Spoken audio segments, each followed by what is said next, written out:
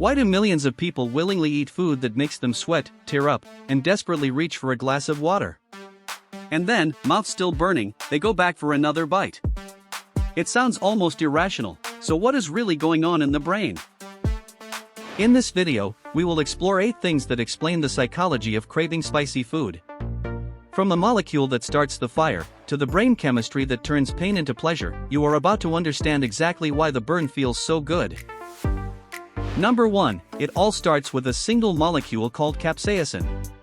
This is the compound found in chili peppers, and it is responsible for the heat. The more capsaicin a pepper contains, the hotter it feels on your tongue. Capsaicin has no strong flavor of its own.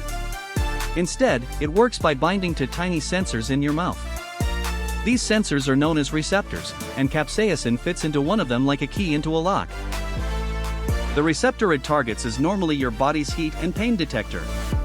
It is the same sensor that warns you when something is genuinely hot, like a cup of boiling tea.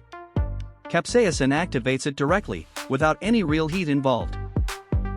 Number 2, this leads to a surprising truth. Spiciness is not actually a taste at all. Your tongue tastes sweet, salty, sour, bitter, and savory, but spicy is not on that list. What you feel as heat is really a pain and temperature signal being sent to your brain. Your mouth genuinely believes it is being burned, and it reacts with sweating, watering eyes, and a racing heart, all classic responses to danger. Here is the twist though. At the levels found in food, capsaicin does not actually damage your tissue. Your body sounds a loud alarm, but there is no real injury. It is a false alarm, and your brain slowly begins to figure that out. Number 3, when your brain senses that pain, it fights back. It releases natural chemicals called endorphins. These are your body's own built-in painkillers, produced to help you cope with discomfort. Endorphins do more than dull the pain. They can also create a warm, mildly euphoric feeling, a gentle wave of well-being that washes over you. It is a similar chemistry to the so-called runner's high that athletes describe. So while your mouth is on fire, your brain is quietly flooding your system with feel-good chemicals to balance it out. That contrast, discomfort followed by relief and warmth, is a big part of the spicy food experience. Number 4, alongside endorphins, your brain also deals in reward. When the burning sensation fades and relief arrives, your brain can release dopamine, a chemical closely tied to pleasure and motivation. Dopamine helps your brain mark an experience as worth repeating. So the relief and satisfaction you feel after the heat can teach your brain a simple lesson: that intense meal was rewarding, let us do that again. Over time, this reward loop links spicy food with pleasure in your mind. What began as pure discomfort slowly becomes something you actively look forward to and even crave when it is missing. Number 5, this brings us to one of the most fascinating ideas in psychology, sometimes called benign masochism. It describes the strange human habit of enjoying experiences that feel threatening, when we know deep down that we are actually safe. Think about riding a roller coaster, watching a scary movie, or jumping into cold water. Your body reacts as if there is danger, your heart pounds and your senses sharpen, but a calmer part of your mind knows nothing bad will really happen. Spicy food fits this pattern perfectly. Your mouth screams danger, your body braces, yet you remain completely safe in your seat. Psychologists believe part of the fun is precisely the thrill of a threat you have chosen and fully control. Number 6, not everyone loves the burn equally, and personality plays a real role. Studies suggest that people who enjoy new sensations and a bit of thrill tend to reach for spicier food more often.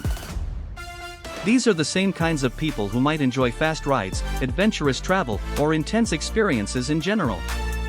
For them, the sharp edge of a fiery meal is not a downside, it is a large part of the appeal.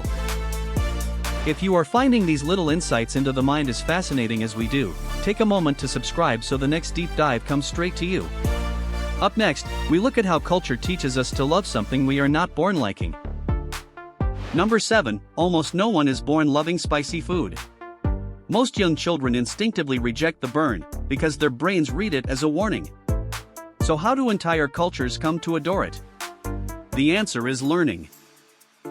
Through repeated exposure, especially in places where spicy dishes are part of everyday life, people gradually shift from disliking the heat to enjoying it. Familiarity slowly turns the alarm into comfort and even excitement. This is why your tolerance and your taste are shaped so strongly by the food you grow up around. The very same dish that overwhelms one person can feel perfectly comfortable, and even mild, to someone raised on it.